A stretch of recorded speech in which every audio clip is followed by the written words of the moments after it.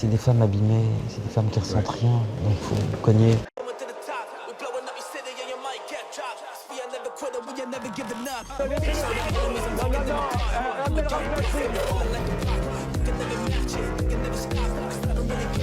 Vous fumez, monsieur? Le football, il a changé. Oui, peut-être. Ouais, c'est Laurent Delamousse, bienvenue aujourd'hui pour une nouvelle vidéo et j'espère que tout le monde va bien. Aujourd'hui, messieurs, dames, on va parler du Conseil d'État qui est peut-être en train d'enterrer la chaîne C8, on va parler des derniers propos de Benoît Saint-Denis, on va parler de Yann Moix, j'ai hâte, et de bien d'autres sujets encore. Avant de partir pour cette nouvelle vidéo, c'est le moment de soutenir la chaîne et moi-même en mettant votre plus gros pouce bleu, votre meilleur commentaire. On n'oublie pas de s'abonner et activer la cloche pour pas rater les prochaines vidéos. On fait de même sur la chaîne principale, la chaîne Mousse, où hier je vous ai sorti le deuxième épisode sur Francis Lalanne. On me rejoint sur Instagram, sur TikTok, sur Twitch pour pas rater les lives du dimanche soir à 21h30. Et maintenant que tout ça est fait, on va chercher à boire, à manger, on se met à l'aise. Et moi je m'occupe du reste. Et pour la petite information, si vous voyez une griffure là, c'est parce que je suis en train d'apprendre à ma fille de 3 ans à se défendre.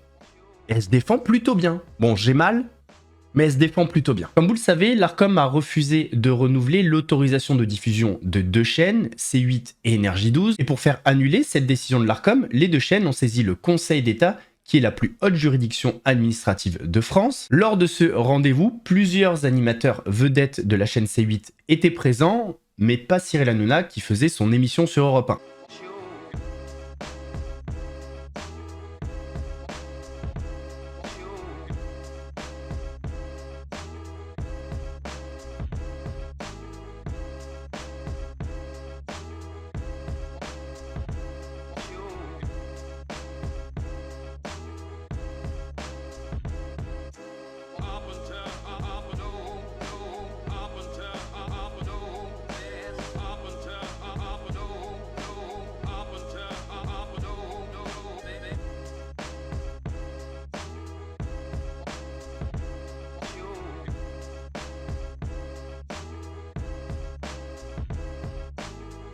Alors, la séance était publique, mais il n'y avait pas de caméra non plus pour filmer.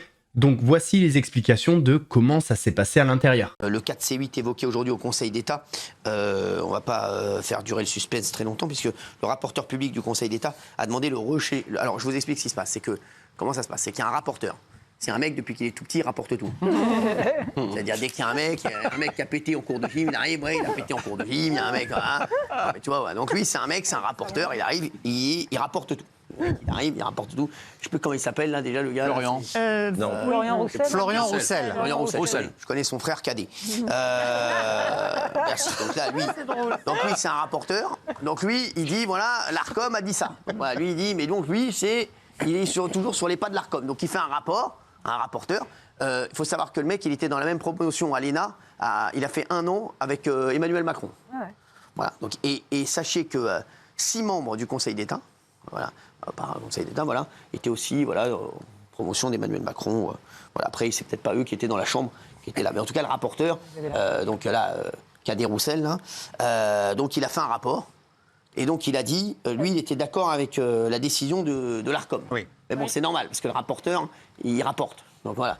Déficit financier chronique. Déficit financier chronique. Ah, et ils ont dit aussi qu'il n'y avait pas assez d'émissions sur la chaîne. Je sais pas quoi. Oui, Pas assez de crédit. pas d'émissions, pas assez de crédit. Ils ont vu que C8 était la première chaîne de la TNT qui avait le plus d'émissions. Ouais. Non, c'est l'avocat de la chaîne qui a dû dire à la fin, c'est la première chaîne de la TNT. Bien sûr. 400 familles sont menacées. Et ils ont dit qu'on avait le premier talk de France sur cette chaîne. Non. C'était pas le genre. Ah, c'était pas le genre. C'était hyper à charge. Heureusement que je suis pas venu. Hein, parce que Je pense. Ils ont dit je pense. Sans nuance, hyper à charge. Et c'est l'avocat après qui a rappelé des principes, des éléments, première chaîne, qui devrait, si vous la laissez vivre, qui devrait être positive financièrement elle-même l'année prochaine. Voilà. Mais ils n'ont même pas à s'en mêler. Ils n'écoutent pas, de toute façon. Non, mais c'était hallucinant. Donc c'est hallucinant. Voilà, c'était hyper à charge. Ce sujet va nous permettre de faire le lien avec un autre, Benoît Saint-Denis. Parce que Benoît Saint-Denis, qui est combattant de MMA à l'UFC, a tweeté ceci: courage à CNews, C8 et les 400 personnes des équipes qui peuvent se retrouver au chômage injustement. La situation est honteuse. La France est pourtant un pays dans lequel la liberté d'expression est primordiale. Et ces propos ont fait polémique parce que Benoît Saint-Denis traîne cette étiquette de combattants d'extrême droite. Ça serait un petit peu long à vous expliquer, mais je vous invite à aller voir ma vidéo, je vous explique tout dedans, je vous mettrai le lien en description. Et on m'a beaucoup parlé de ça, que ce soit en commentaire de cette vidéo ou alors sur Twitter, parce que j'ai fait une vidéo il y a 10 mois sur Benoît Saint-Denis, justement pour montrer qu'il n'est pas raciste. Ce que je vais dire est assez en rapport avec ce que j'ai répondu à cette personne qui m'a arrobas sur Twitter. J'avais dit c'est compliqué de dire qu'il est de tel bord avec cela. On ne sait pas quelle serait sa position si c'était un média de gauche, par exemple. Aurait-il la même prise de parole pour la liberté d'expression?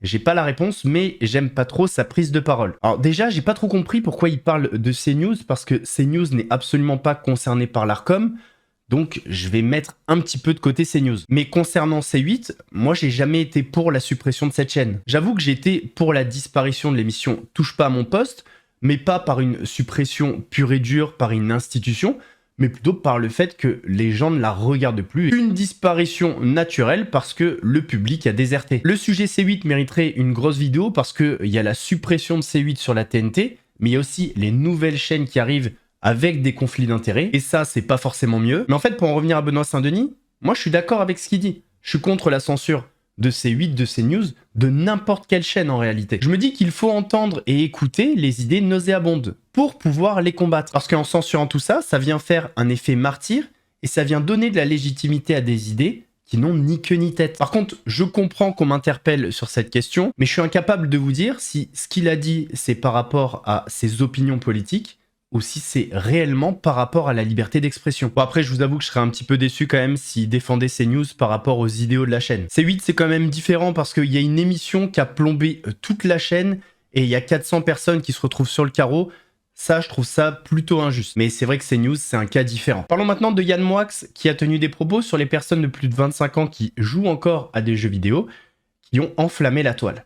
Il y a quand même une corrélation entre le mal-être des enfants, qui d'ailleurs sont enfants jusqu'à l'âge de 25 ans, hein, et l'accoutumance à ces jeux complètement abétissants, débilitants, que les parents fréquentent également. Oui. Parce que le nombre de demeurés adultes qui jouent à ça, j'appelle tout adulte de plus de 25 ans qui joue à ça un demeuré. Je n'ai aucun respect pour les adultes qui jouent aux jeux vidéo. Aucun respect.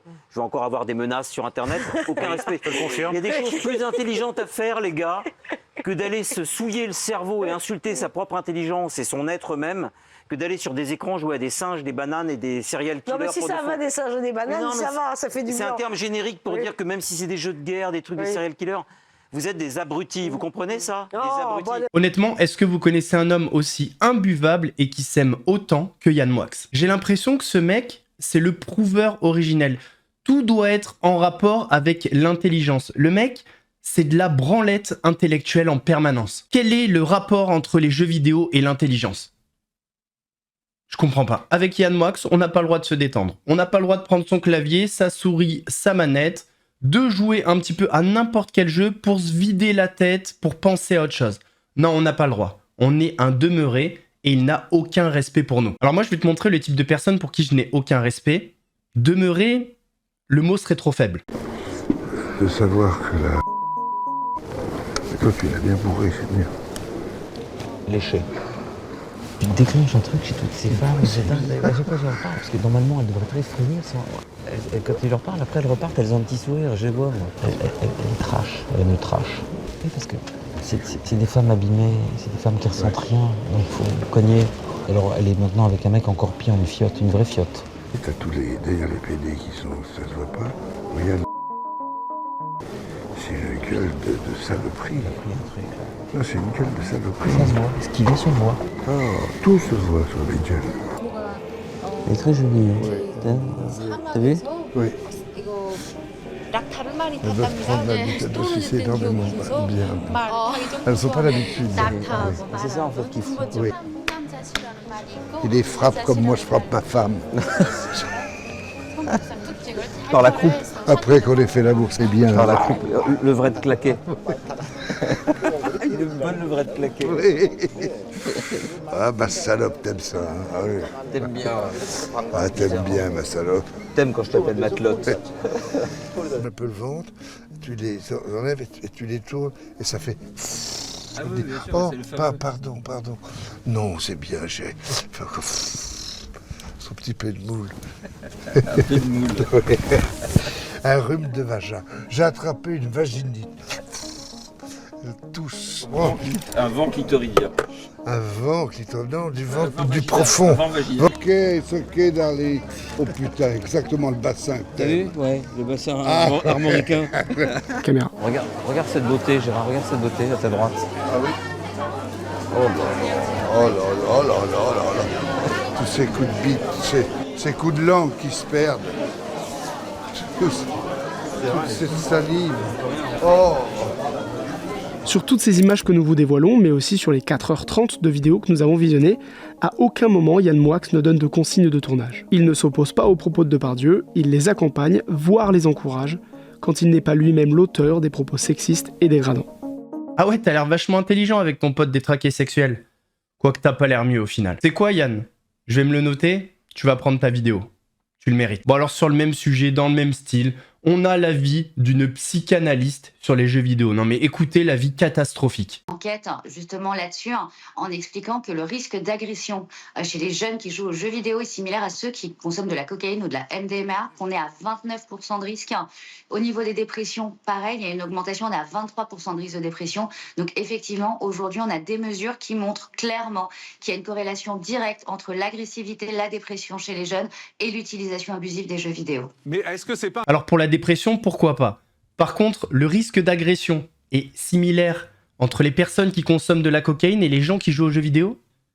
Mais tu la sors d'où celle-là? Vous savez quoi, je préfère même pas argumenter, ça sert à rien. Je sais pas si vous vous souvenez, mais il y a quelques mois, je vous avais fait 2 vidéos sur Arnaud Mimran, associé de Marco Mouli dans l'arnaque à la taxe carbone. Dans la deuxième partie, je vous avais parlé des soupçons concernant Arnaud Mimran sur d'éventuels liens avec des meurtres. Eh bien, sachez que en ce sens, ça s'accélère. L'escroc à la taxe carbone pourrait être renvoyé devant une cour d'assises. De son vrai nom, Arnaud Mimran, 53 ans, est soupçonné d'avoir commandité 3 meurtres entre 2010 et 2014. Et selon les informations du Parisien, le parquet de Paris vient de requérir son renvoi devant une cour d'assises concernant ces 3 meurtres. Cet ancien trader est d'abord mis en examen pour complicité concernant l'assassinat en 2011 de son ancien beau-père, le milliardaire Claude Drey. Il aurait donné des instructions à au moins un tueur non identifié en fournissant à son ou ses exécutants des informations et des moyens indispensables pour en permettre la réalisation. Dans le même temps, Arnaud Mimran est aussi mis en examen pour meurtre en bande organisée après la mort en 2010 de Sami Souyed, une autre figure de la taxe carbone, aussi appelée escroquerie du siècle, une affaire de fraude financière à la TVA en lien avec des quotas d'émissions de CO2 dans l'Union européenne en 2008 et 2009 et dans laquelle l'escroc Marco Mouli est aussi impliqué. Enfin, Arnaud Mimran est également soupçonné d'avoir commandité en avril 2014 le meurtre d'une 3e personne, Albert Tayeb. En décembre 2022, il a été condamné en appel à 13 ans de réclusion criminelle pour la séquestration d'un financier suisse en vue de son extorsion. On terminera avec les propos d'un journaliste, Fred Hermel, sur l'éducation bienveillante. Je sais pas si vous connaissez l'école d'éducation Montessori sur TikTok. Il y en a plein des mamans Montessori. D'ailleurs, sur mon TikTok perso, j'ai fait 2 parodies. Et justement, Fred Hermel parle de ce type d'éducation. Ça crée des générations de fragiles, de gamins qui ne sont plus capables aujourd'hui de gérer ce qui est le plus important, la frustration. C'est-à-dire que quand on est enfant, on veut tout de suite. On lui dit, non, c'est demain. Non, c'est maintenant que je veux le bonbon. Non, on mange pas un bonbon avant de dîner. Quand on est trop laxiste avec un enfant, on ne le prépare pas au monde réel où on a la frustration tous les jours. On fabrique des humains qui ne sont plus capables de gérer la patience et la frustration. Et ça, c'est dramatique. L'enfant a besoin de limites. Et l'éducation, les amis, mais c'est de les préparer à la vie adulte. Le gros problème qu'il y a, c'est qu'on est allé dans trop de liberté pour l'enfant, trop l'enfant roi, sauf que les humains, les adultes rois, ça n'existe pas. Alors moi, je suis plutôt d'accord avec lui, même si voilà, l'éducation, ça s'adapte. On n'a pas la même éducation avec tous les enfants, forcément. Je vous avoue que moi, personnellement, j'ai une éducation assez strict. On était plutôt dans l'éducation ghetto-sori que Montessori. On a pris nos fessées, on a pris nos petites torgnoles, mais on n'est pas mort. N'hésitez pas à me dire en commentaire ce que vous pensez de l'éducation bienveillante, l'école Montessori. Et dites-moi quel type d'éducation vous adoptez avec vos enfants. Messieurs, dames, on arrive à la fin de cette vidéo. J'espère qu'elle vous a plu. Si c'est le cas, votre plus gros pouce bleu, votre meilleur commentaire. On n'oublie pas de s'abonner et d'activer la cloche pour pas rater les prochaines vidéos. On fait de même sur la chaîne principale, la chaîne Mousse, où hier je vous ai sorti la partie 2 sur Francis Lalanne. On me rejoint sur Instagram, sur TikTok, sur Twitch pour pas rater les lives du dimanche soir à 21h30. Nous, on se donne rendez-vous demain pour la vidéo réaction. En attendant, prenez soin de vous. Laurent de la Mousse vous salue.